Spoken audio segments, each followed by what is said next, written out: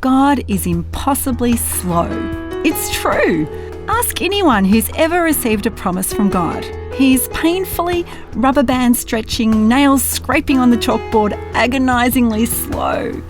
Ask Abraham, who waited 20 years through plaguing doubt and heart-wrenching sacrifice for a natural-born son.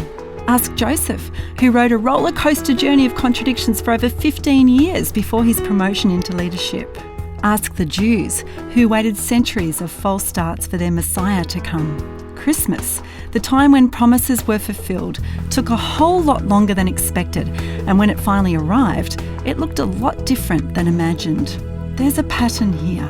The truth we often don't understand is that in waiting for God to fulfill His purposes in our lives, He is doing much more than wrapping the gift with a silver bow.